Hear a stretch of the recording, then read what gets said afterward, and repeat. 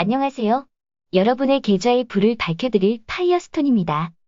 지난 재무제표 보는 법 1탄 손익계산서와 현금흐름표에 이어 2탄 재무상태표 영상으로 돌아왔습니다.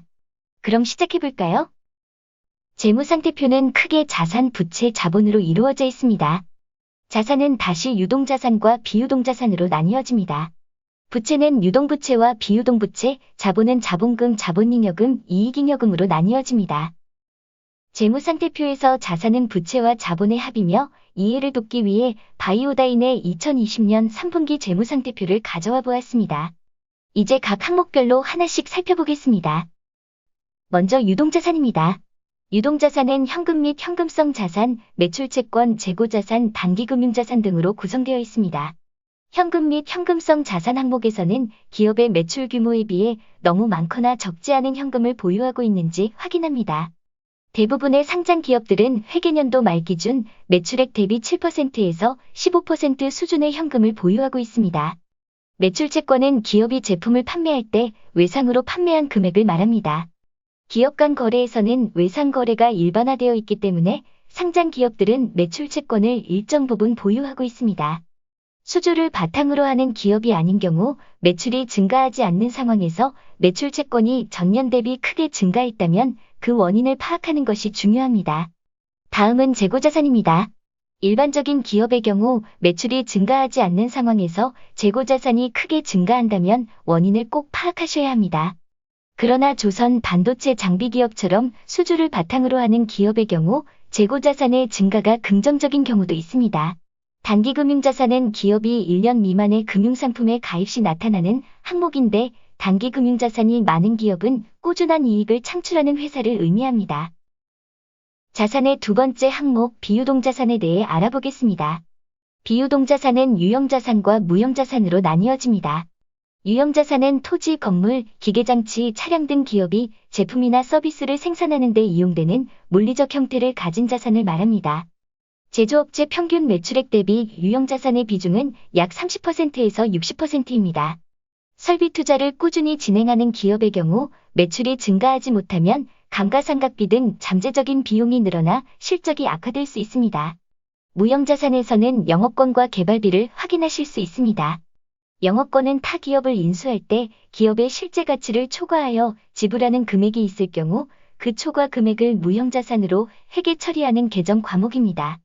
개발비는 신제품 개발에 들어가는 연구비용을 무형자산으로 회계 처리하는 것을 말합니다. 재무상태표의 부채 부분입니다. 부채는 유동부채와 비유동부채로 나뉘어지는데 여기서는 유동부채의 주요 항목들만 간단히 살펴보겠습니다. 먼저 매입채무입니다. 갑의 위치에 있는 기업일수록 매출채권보다 매입채무가 더 많습니다. 일부 대기업의 경우 매출채권 대비 매입채무가 상대적으로 적은 회사도 있습니다. 다음은 단기차입금입니다. 부채 항목에서 단기차입금이 차지하는 비중이 클수록 단기자금 사정이 좋지 않은 회사를 뜻합니다. 유동성 장기부채는 원래 만기가 1년 이상인 장기부채였는데 만기가 1년 이내로 짧아지면서 이자와 원금을 단기간에 갚아야 할 부채가 된 것입니다. 유동성 장기부채의 구체적인 상환계획은 미리 확인하셔야 합니다. 선수금은 제품이나 용역을 제공하기로 계약하면서 계약금 형태로 미리 제공받는 금액을 의미합니다. 일반적으로 선수금이 많으면 미래의 매출 증대를 의미하나 선수금만 받은 상태에서 실제 납품이 지연되어 매출이 감소하는 경우도 있으니 주의하셔야 합니다. 충당부채란 과거의 사건이나 거래 결과에 의한 현재의 의무로서 지출 시기나 금액이 결정되지 않았지만 기업의 자원이 유출될 가능성이 매우 높을 때 부채로 인식한 것입니다. AS 보증수리비, 자동차 회사의 무상수리, 소송 관련 충당부채가 이에 해당됩니다. 재무상태표의 마지막 항목 자본입니다. 자본은 자본금, 자본잉여금, 이익잉여금으로 이루어집니다.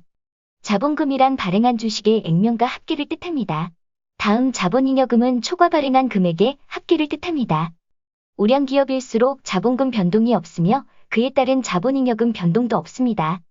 이익잉여금은 기업이 벌어들인 순이익 중 주주에게 배당을 하고 남은 금액의 합계를 뜻합니다. 이익잉여금은 자산을 마련하기 위해 필요한 자금을 조달하는 방법 중 하나이며 매출채권, 재고자산, 유형자산 등 여러 항목에 골고루 사용됩니다.